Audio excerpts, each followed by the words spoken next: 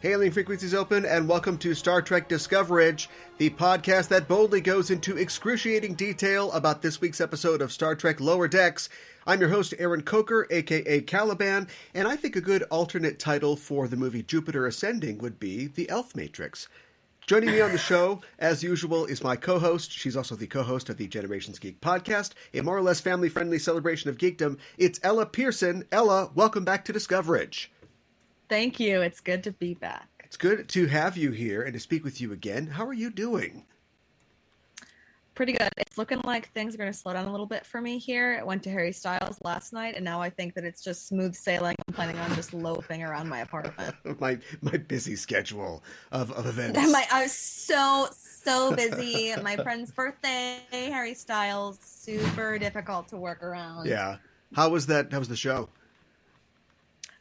It was good. He's an entertaining gentleman. Yeah. I'll give him that. I've heard that. I have very little experience with him just because of my age and my sex and my gender. But yeah, but I've heard it's good. It was overwhelming. I'll give you that the audience was overwhelmingly women, and also they all underage. Like the line for the merch booth was like the longest I've ever seen in my life. Yeah. But the line for the bar was like 2 people at all times. Oh yeah, okay. Worked out well. Yeah, I've been to a couple where you look around the crowd. It's like, should I be here? Ooh. How did they let me in? Yeah, I was like, I didn't think that I was going to be verging the older edge of Harry Styles fans, but apparently. Well, good to know. I'll have to send my grandkid there someday if that grandkid ever exists at all. My dad, he loves the song Kiwi. So maybe take a listen to Kiwi. Okay, all right. That's a good entry point. point. It's a bop. Okay, I'll have to check that out. Well, this is the part of the show where we talk about news in the world of Trek, but I don't know. There isn't any news, really. I think things, they're just, just happening as they come, and no big announcements post this Star Trek Day. I was thinking the other day, Ella, I don't know if you are old enough to remember, but I come from a generation where, TV started in the fall. That's when your new shows came out. They would end in the spring, and then you'd wait all summer for them to come out in the fall. And now shows just come out when they're ready, and when they're done. Anarchy. Yeah, it's total anarchy. Although nobody would even try to question my wisdom anymore. The way that I've called that Discovery will be out in the fall for the last couple of years. And Discovery will, again, be out in the fall. It'll be out in November of this year. I kind of like how, it's like the shows are on and they line up with like when you break from school for the summer. Yeah. It's like got nothing to worry about. That's a good that's a good new aspect of this world we're in. Something that bothers me is that you've got, so Lower Decks has been coming out, on Thursdays or Wednesday nights. And basically What If has been coming out about the same time, and they both started on the same week. So I'm sure that this was planned, in competition, but I've got to get my What If and my Lower Decks in basically on the same day. I'll tell you something awful, which is that I haven't seen a single episode of What If. And I watch Lower Decks every week. So if it's in competition, I hate to say it, Someone's but in this, won that competition at 36 Spruce Place, someone is winning. Yeah, well, it's a fun show. I mean, I guess I wouldn't say skip Lower Decks for it, but it's okay if you're into that Marvel kind of stuff. No, I always plan to watch it, and then I have to see Mr. Styles. Yeah, so yeah, you're just too busy to make time for that. I Yeah. understand. Uh-huh. I understand. I was adored once too. Yes. Well, let's get right into talking about our episode today. We've just seen the 7th episode of the 2nd season of Lower Decks. It's an episode called Where Pleasant Fountains Lie, and we're here to talk all about it. But first, as always, a warning. We're setting a course for the spoiler zone listeners, so be warned. We're glad you've decided to join us, but if you haven't seen the episode, spoilers are incoming. The official synopsis for Where Pleasant Fountains Lie is Mariner and Boimler are stranded on an uninhabited planet with a sentient computer. On the Cerritos, Lieutenant Commander Billups must prove his engineering abilities to an old adversary. There is no star date given for this episode, which isn't uncommon. And here's some facts about the episode. This is the first episode of Lower Decks to feature scenes on or presumably near Earth. We've seen the Daystrom Institute, and we know it's on Earth because we saw it in Picard. when Picard goes there. But at the end of the episode, we see that. So this is the first time we've seen Earth in the show. And this is not the first episode to have a title that's an allusion from Shakespeare. But as far as I can tell, as far as I know, it's the first to have a quote from one of Shakespeare's poems and not his plays be the title. The title, of course, Where Pleasant Fountains Lie, is a quotation from William Shakespeare's narrative poem Venus and Adonis. You could have fooled me. Yeah, well, it's actually a little more depth there. It's a scene between, I believe, Venus and Adonis, where Venus is basically trying to convince him to do the do with her, and it's a synonym or sort of a turn of phrase for oral sex. So easily applicable to the episode. Yeah. Although interesting choice. I can tell that. Whoever wrote this was like, I'm going to do the Shakespeare, but I'm going to A, do a poem instead of a play, and B, I'm going to give all the lit majors a thrill out there. This episode, saucy. Yeah, it's very saucy. Well, saucy title for you. It stars Jeffrey Combs as Agamus, the computer, and of course Paul Scheer, who's usually a background character as Billups, features heavily in this episode as Andy Billups. And a funny fact, his mother, Paulana, on the show is played by June Diane Raphael, his wife. Now, what did you think? What did you think about? Yeah, it's a little. That's actors have to do all kinds of weird things. Sometimes your wife plays your mom. What did you think about Where Pleasant Fountains Lie? I really liked it. Actually, I thought it might be one of the standouts this season yet. I don't know if you agree. I had a lot of fun. I also liked it, but I liked it in the same way that we talked about a week or two ago, where it was like, oh, okay, so the show's kind of, I feel like the show's kind of settled down, and I like that, but I feel like what made it what it was before that I didn't always like has been lessened or is missing. Mm-hmm. And I wouldn't be surprised if some people who liked all the other episodes thought that this was maybe a little too conventional for them. But I liked a lot of the things that they were doing in this episode. I like the fact that the show has kind of got its own Lexana Troy now. Maybe they can bring Billups back. I thought that obviously she was an inspiration for the Queen character. But yeah, I thought that was an interesting kind of thing to bring somebody who isn't a Lower Decker necessarily. I mean, he's the chief of engineering, but bring him kind of out and do stuff with him as a character. Yeah, I thought it was so funny. Even just like the twist of him going, "Hello, mother." My friend had been here like chatting with me earlier and stayed with me to watch the episodes, and when he said "Hello, mother," both of us went and she had never seen an episode, she'd never watched an episode of Star Trek in her life, and she was like, "Oh my god, that was a fun twist." Yeah, it was kind of dramatic, and there was a couple dramatic beats in the show where usually the show will just I mean, there's only commercials if you're watching it on one brand of Paramount, but they still have the kind of breaks in there, and there was at the break at the end of the teaser. Also, there was like a literal, just total dramatic break in the middle of the show when the thing blows up. The ship. There's an accident on the ship, and she's like, "Oh no, Rutherford's dead!" And we just go to commercial. It's like, that's crazy. This is a comedy show? Yeah. That was crazy too, and also because this is also the first episode in a long time that I have watched with a friend, because I used to watch when I had roommates and they would kind of be around, but now I live alone and I watch alone. And so it happened and I went, and like my hands went to my mouth, and then my friend was just looking at me like, what? Like, what just happened? What's going on? Which one of these cartoon characters is dead now? Yeah. Yeah, honestly. I liked the structure, but I was a little confused. There's kind of two main plot lines where we've got Billups, and he's trying to avoid the sort of machinations of his mom, and she's deceiving him.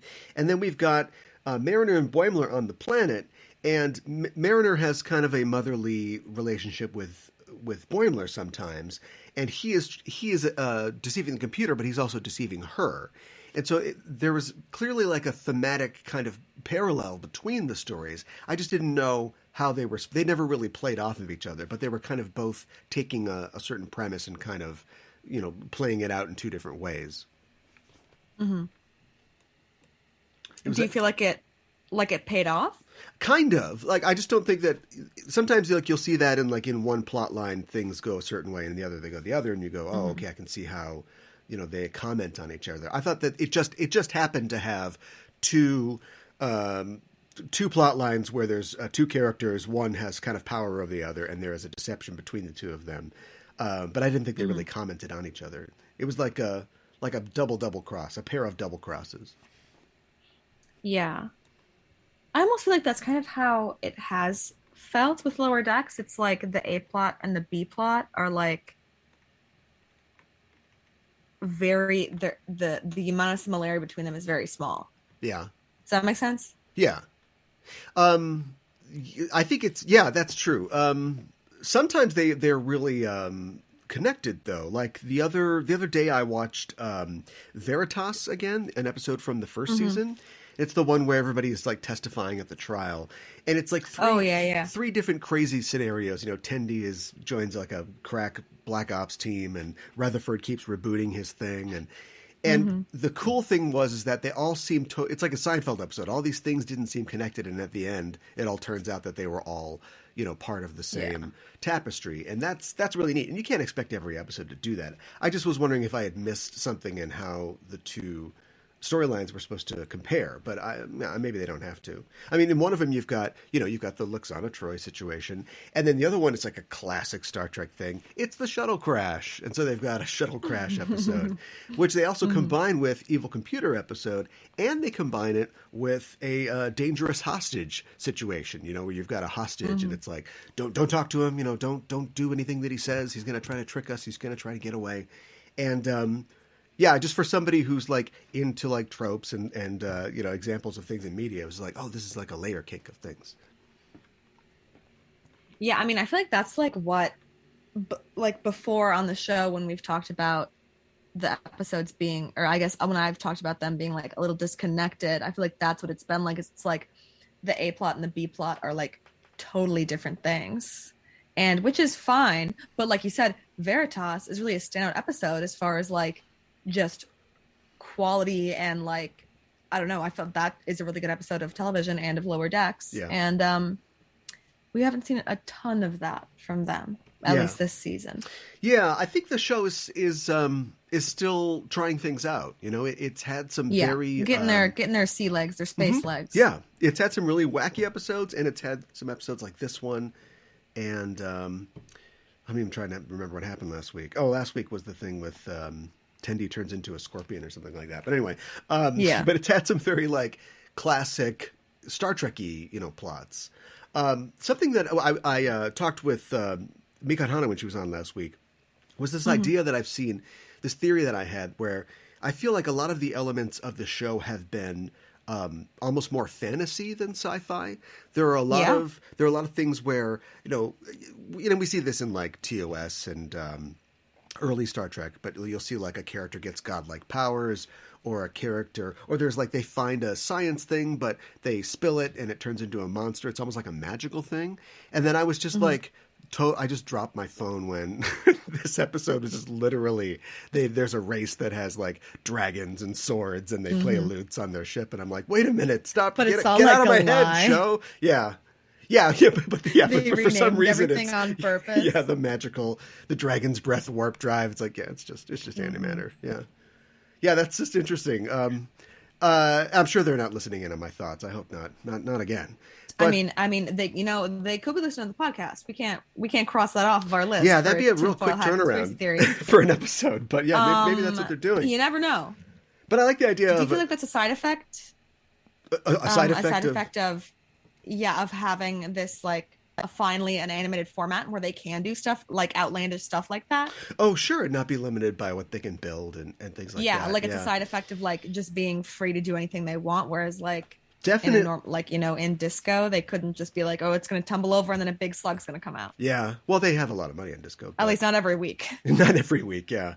Like the holodeck episode would be an example of that. Like we've all thought like, but what if you could do this and this in the holodeck? And the answer is you can. Like you can just do a whole movie on the holodeck that you're a part of. So I was wondering if like we don't get a lot of background on the Renfest people, but I was wondering like, are they Renfest people? Like in the future with amazing technology, will the people who have the sort of itch to dress up in burlap and yell 20 crowns for the king, are they going to take that to space in the future? You know, are they a colony, for instance, that's like, let's just go Renfest? I've been to that Scottish God, I hope colony. so. It's fine, but I want to go full on like King Richard here. I mean, will they need to, given that they can go on the holodeck and play Robin Hood anytime they want? I don't know. This isn't. These people are like, look, a parasocial connection is not enough. I need to live this thing for real. Because for me personally, the Robin Hood holodeck, that might be enough.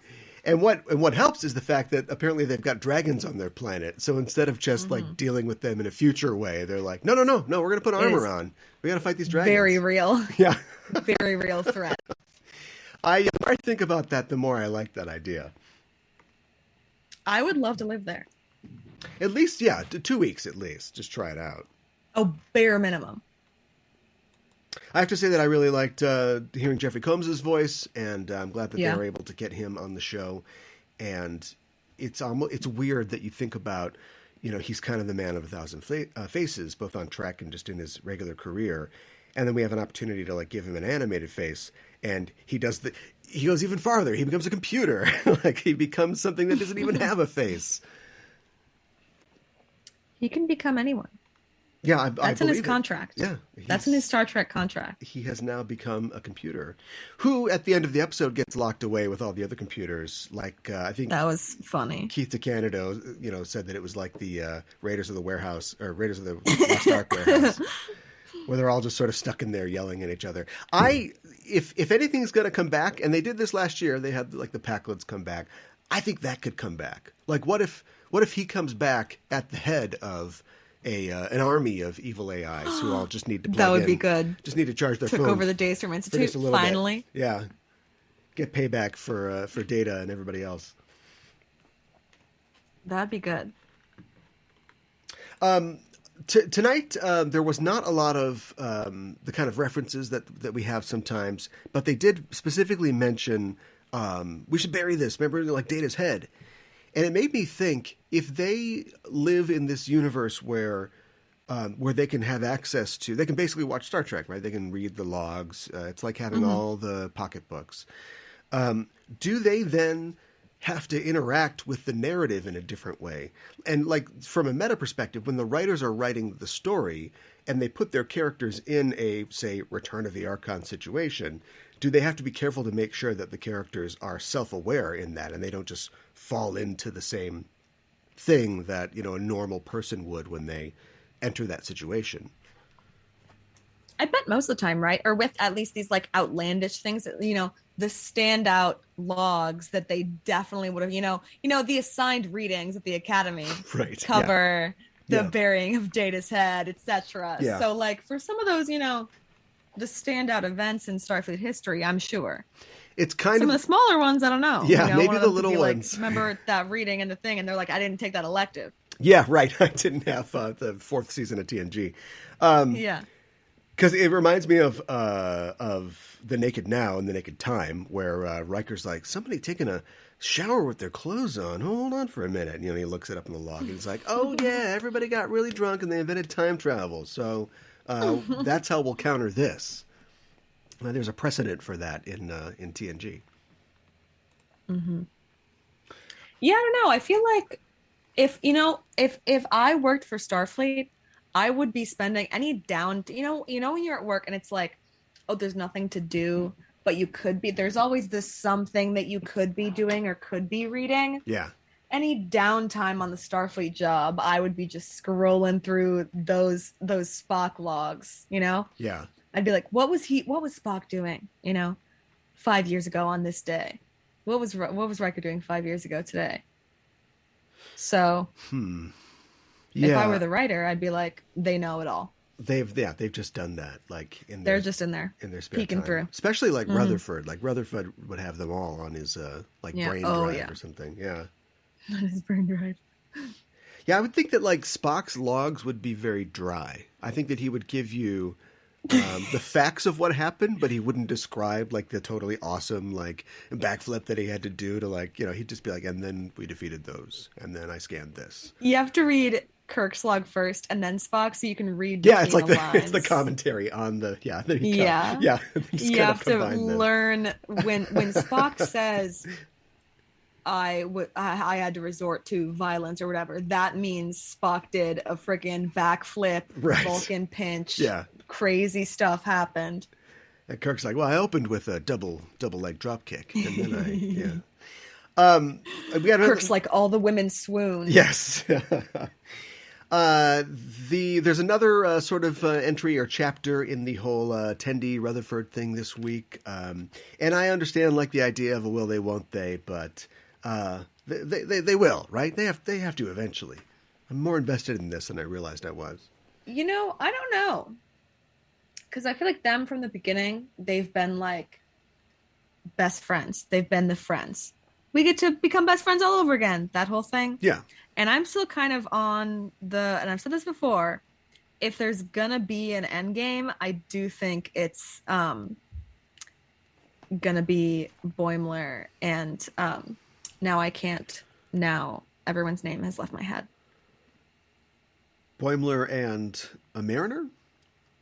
Yes, yeah. Yeah. Okay, well, let's talk about Boimler and Mariner. We haven't talked about them much. I like their interaction. I was a little... I thought that they could have... they just totally pulled the rug out at the end, like oh no, this is all my elaborate plan. But his plan involved, like, like phasering a woman with a broken arm. Yeah. Like, it was just it just seemed kind of, like, real twisty. But ultimately, I liked the idea that he's like, no, I know what I'm doing, and I couldn't tell you. And it's part of, he always talks about his Titan training, but we're actually seeing like his experiences on the Titan, like making him a better officer. And so if he becomes like this better officer, that makes me think more that we got the Titan Boimler back to to the Cerritos. Yeah, the clone is back. And then maybe regular Boimler is on the ship. Because I'm trying to like synthesize my theory that we had to get the wrong one. That's why you make a clone story. And your theory of like, she's going to fall for the wrong one. So the way to do that is we have the wrong one back. He'll become better. She'll be like, oh, this guy's not so bad. But then, he's got antenna or something like that. Something goes wrong with the clone, whatever. He didn't keep the makeover though. That's true. He could have kept that. Could have kept the makeover. I don't know, because do we feel like would clone Boimler have I don't know. It would. I kind of hope that it is clone Boimler because that would be just like a good bit. Yeah. But would they bury the lead until like the finale? They could, yeah. Maybe. I mean, they're renewed for a third season, and if McMahon likes TNG as much as he says he does, then he's going to want to do a best of both worlds, right? He's going to want to do a cliffhanger that leads into a second season, and so I could see him stretching it all the way to the last episode and then leaving us hanging for the next one. I was just thinking another way to do this is, and this is maybe generating a little too much like pathos for what's a comedy series, but she could end up really liking either one of them, and that one dies heroically, and then the old one comes back. No. And she has these feelings, pull a Farscape on it. Aaron, no. Yeah. I just feel like because they have the relationship where they're kind of like, oh, sometimes they annoy each other, they kind of can't stand each other, almost like that type of like bit or like whatever. And then like he's like the nerd and she's like super cool. I've always been like, if we're gonna have, he was like, a nerd, she was real cool. Can I make it any more obvious? Exactly. Yeah. Yes. If we're gonna have an endgame romantic relationship, I've always been like, oh, it's gonna be them. Okay. But I think you're right that it would be a lot more exciting if it was the incorrect Boimler. Mm-hmm.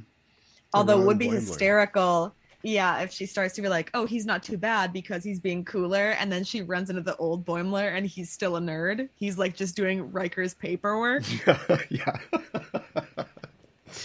Yeah, he never gets to do centipede missions. He's the one cleaning the trombone. Are you kidding? Yeah.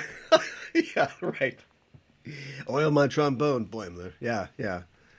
Okay, all right.